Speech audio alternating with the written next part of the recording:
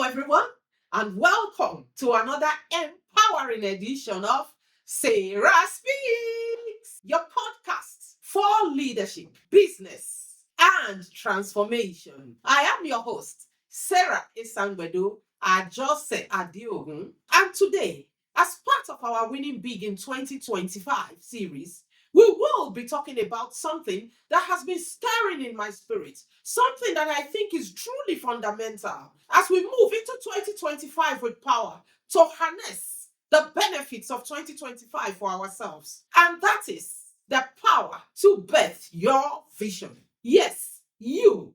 I'm talking about you. We all have the power to birth our vision within us. And the power to birth that vision, the ability to birth that vision, depends on the decisions we take today, the choices we make today, and the activities that we engage in today. We're not going to wait for the stars to align. We're not going to wait for a perfect timing. We're not going to wait for everything to become perfect and the way we want it.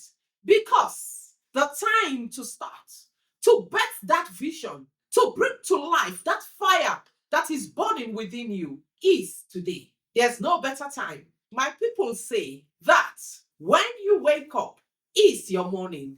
This is the time to wake up. This is the time to take that first step. This is the time to take the decision because the power to birth the vision is within you. So take a notepad, grab a cup of coffee, take a comfortable seat, and then let's delve right in.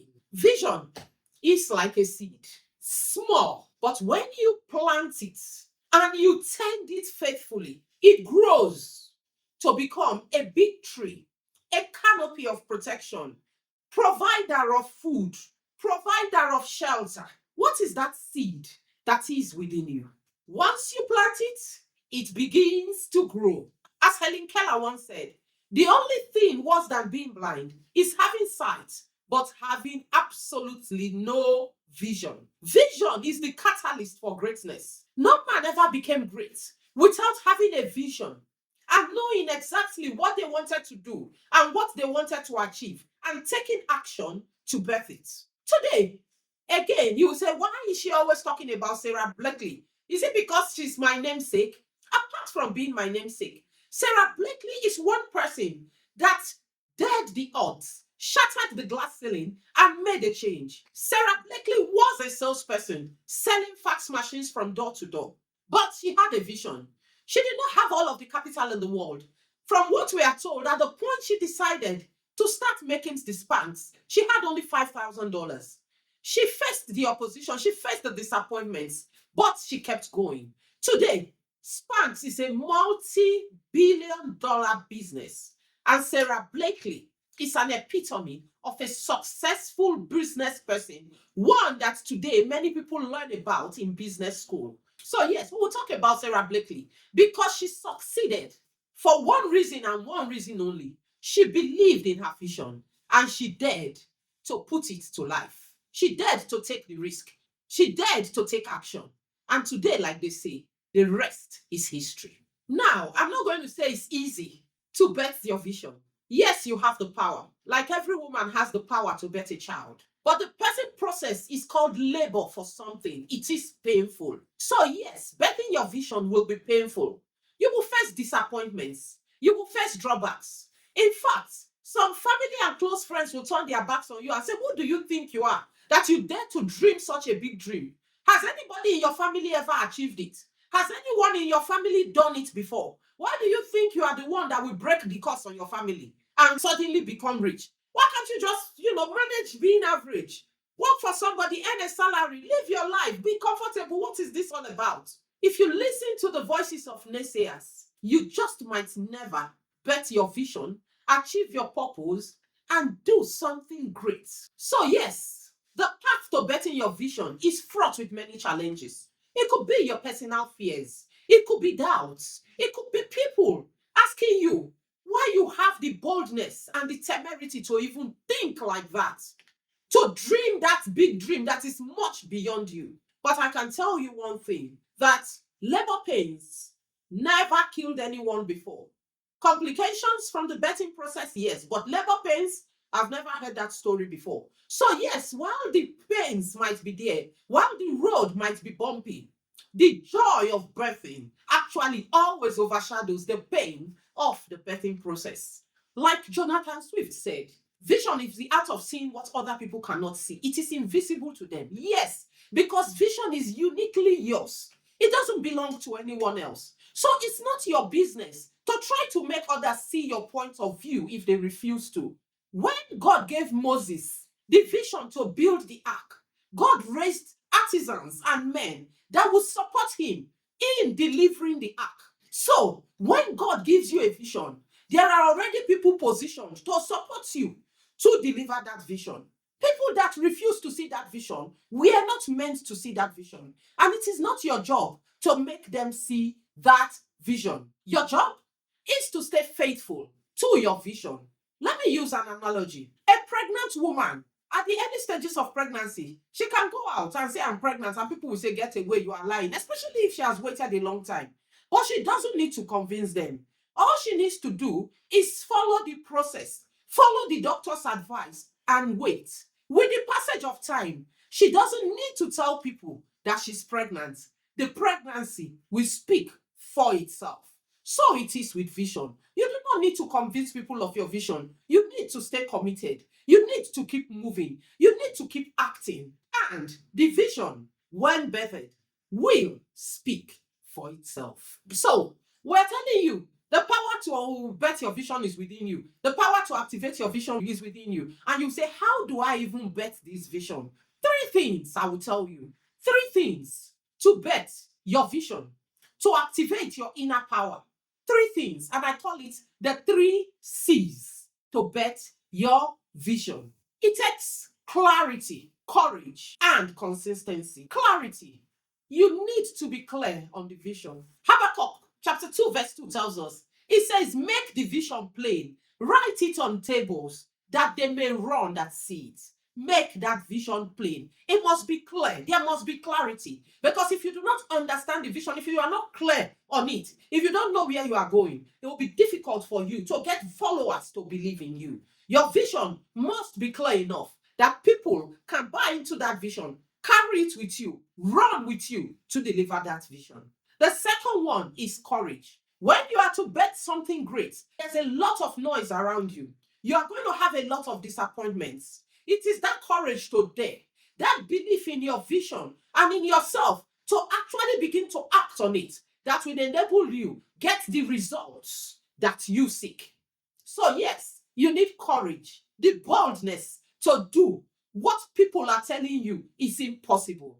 And yes, because you have the vision, because you carry the fire, it is possible and you can do it. Believe, and I believe in you.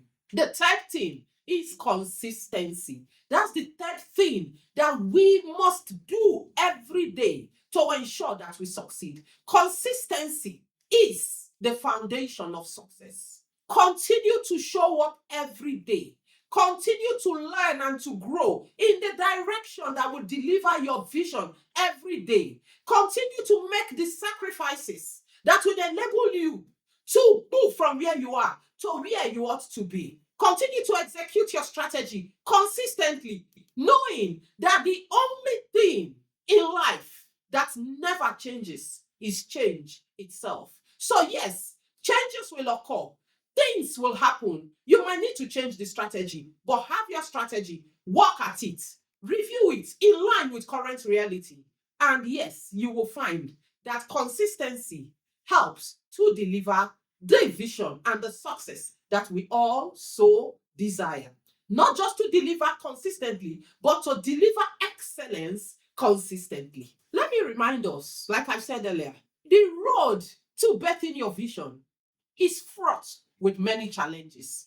But those who have come before us, who have kept going in the face of challenges, in the face of being told they were not good enough, in the face of being told, asked why they had the temerity to dare, but because they believed in their vision and continued to act on it and grow on it and learn every day, many of them today have shattered the glass ceilings in their different areas. And today we talk about them. Today we learn about them in business school. We read about them. We listen to them because they dared, because they had the courage, they had the consistency. Yes, one of such people is Oprah Winfrey.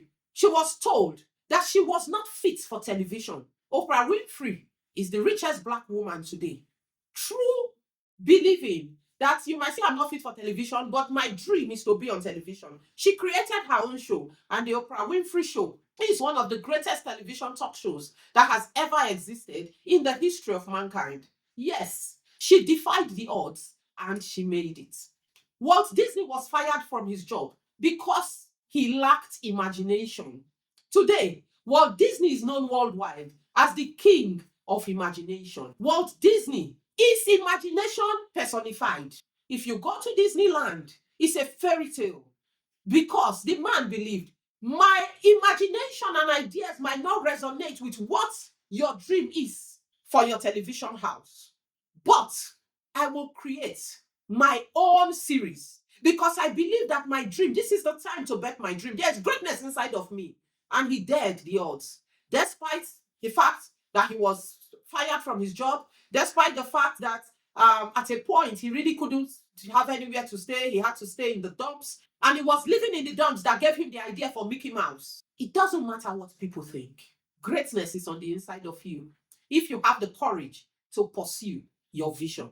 I love what is written in Disney. As you drive into Disneyland in Orlando, the first thing you see is this big signpost, and it says, "Dreams come true." Dreams do come true, but it takes hard work. It takes labor pains. It takes believing in yourself. It takes you defying the odds for those dreams to come true, for you to birth your vision and bring it to life. Steve Jobs was ousted from his own company. He never gave up. He used that as an opportunity to refine himself. And when he came back into Apple, he was ready to now run with the vision until the time that he concluded his assignments. Yes, people have been told that they will not amount to anything. Today, we talk about KFC everywhere. But for 1009 times, the KFC chicken recipe was rejected. Colonel Sanders did not give up. If he had given up after 20 rejections, if he had given up after 200 rejections, if he had given up after 800 rejections, 500 rejections, people would have said, the man tried. They rejected him 500 times, 200 times, 100 times, and he kept going. If it was today, the online community will come out to abuse the people rejecting him. But he didn't give up. 1009 times, a man was told, your recipe is not good enough. Your recipe is bad. But he believed in his recipe. And because he believed in his recipe, today we have over 20,000 KFC franchises around the world. You don't need everybody to believe in your vision. You don't need everybody to believe in your dream. One man owns the vision. One woman owns the vision. One man owns the dream. One woman owns the dream. And it is that person's responsibility to birth it and bring it to life. What are you doing about your vision? What are you doing about your dream? It is your responsibility to birth it. That vision is uniquely yours, and it takes only you to bring it to life. It takes you believing in yourself to bring your vision to life. I want you to say this after me. I am the vessel, and I have the power to birth my vision. And I will tell you, yes, you do. It takes you believing in yourself. It takes you believing in your ability. At times, it takes you being frank with yourself to say, this is where I want to go to. This is the altitude I want to get to. I don't have all of the resources to get there now. I don't have what it takes for me to get there now. And you begin to walk a day at a time to get those resources, to get those skills, to get that knowledge, because the vision is uniquely yours and it takes you to birth it. In 2 Timothy, the Bible tells us that there are many vessels in a big house, some to honor, some to dishonor. It is your decision if you want to be a vessel unto honor or a vessel unto dishonor. The choices you make, the decisions you take, the actions you take, all of it culminates into you becoming the vessel that you want to be. Unto honor, unto dishonor. Today we talk about some great people in Nigeria. Gimokwede, Ibukun Awoshika, Tony Elumelu, Aliko Dangote. As I'm reading out these names, you can recognize them. I will even go. We have the younger ones who are doing great things, great and fantastic things. And this guy that set up Flutterwave, he's doing fantastically well. If I talk about Funke Akindele, you know her. She's doing fantastically well. Davido, even our Agbabola Krula that I love so much, Flavor, he's doing fantastically well. If you even go into the fashion industry, we have so many people doing fantastically well. Mo Abudu, that I admire so much. We have a lot more of them. Yes, they are doing well because they dared to take a first step. They dared to plant the seed. They dared to water the vision. They dared to cultivate and tend it until that seed has grown. Like the Bible says, the mustard seed, and it has become the biggest tree in the forest, creating shelter, providing food, and ensuring that many people have somewhere to cling to earn a living because they did. So here's your challenge this week. Take one action to actualize your dream, to birth that vision, to ensure that you are not waiting for tomorrow.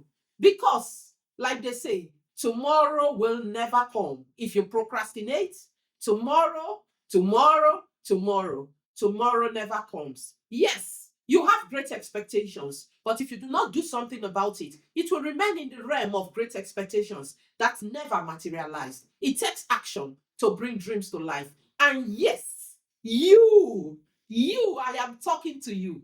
You've got the power